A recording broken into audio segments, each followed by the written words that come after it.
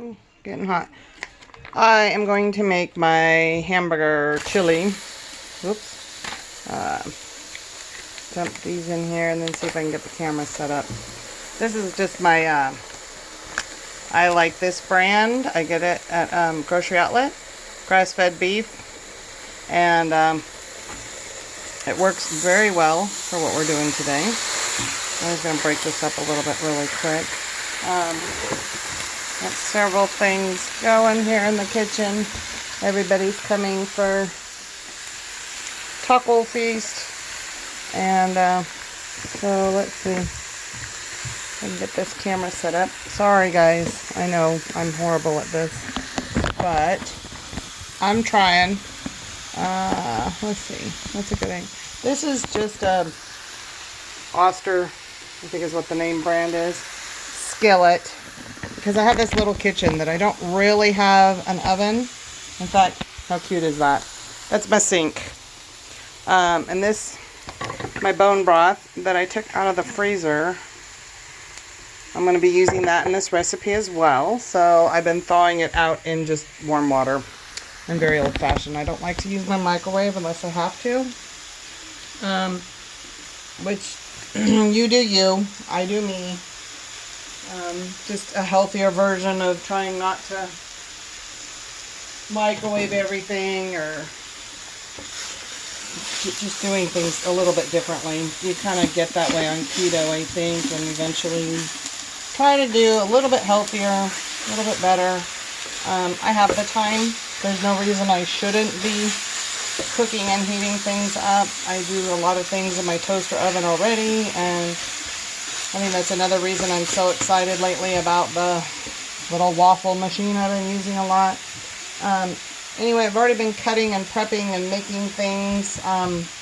Normally, these are a lot of the spices I would use in my hamburger thing, but today I am going to eliminate chives, which I normally add in, and I'm going to eliminate the chopped onion because I happen to have, actually, let me show you over here on my cutting board.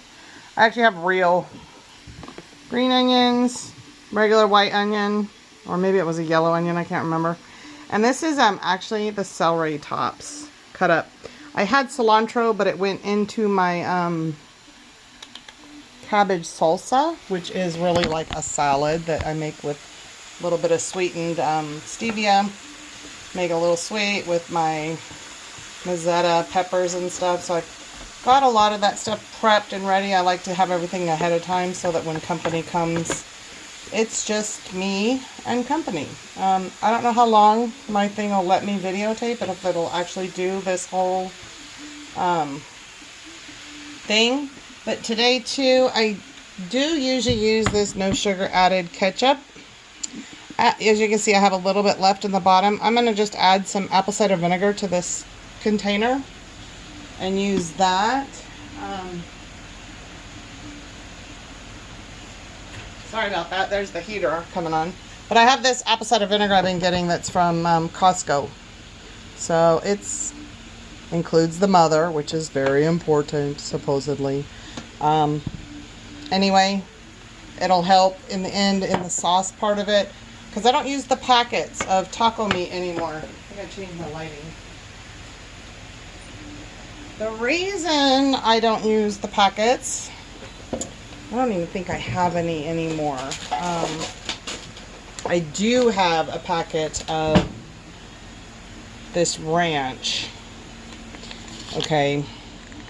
Sorry, Hidden Valley Ranch. Not a fan. Because of the very first ingredient, actually, is maltodextrin. That'll spike your blood sugars higher than sugar. And there's also modified cornstarch. So there's actually a bunch of, like, not desirable ingredients in here. I know a lot of people that are keto still do this and they're fine with it. That's fine for them. I can't do it. Mostly, I think, because I have chemical issues, and maltodextrin really just, I don't like it. It's not good for me personally. So if you can do it, great, do it. Do your own research. See what's, I realize convenience is a big deal. Keto, a lot of people work and stuff, and I understand that. No judgment here. I've been doing keto a long time, and I know there's a lot of people that do it for the convenience. They do it for 1,000 different reasons. And of course, mine's going to be even different than the next person. So my hamburger's about this far. They're still pink and such. I'm not going to be draining the fat. I know this hamburger very, very well. I cook with it all the time. So I'm going to actually add in all my onions and such at this phase. Shh, don't tell everybody I'm using the tops of my celeries. Actually, some added health benefits there, but by the time the seasonings and everything get cooked in, it's not going to matter. So kind of cook with that a bit, and about now I'll let this cook down for a little bit, and I will add in garlic powder, which I refill my seasonings. I can't wait till I go to California and I can fill up when I go down to see my girlfriend in Hollister, basically the garlic capital. I'm going to use cumin. I'm going to use quite a bit of cumin today. I should get my... I'm going to actually pop the lid off and do a teaspoon or so. I'm going to actually try to measure some of this stuff for you guys. Let's see. So here, we'll do... Here's a teaspoon. I'm going to do 2 teaspoons because I'm doing 2 pounds of hamburger.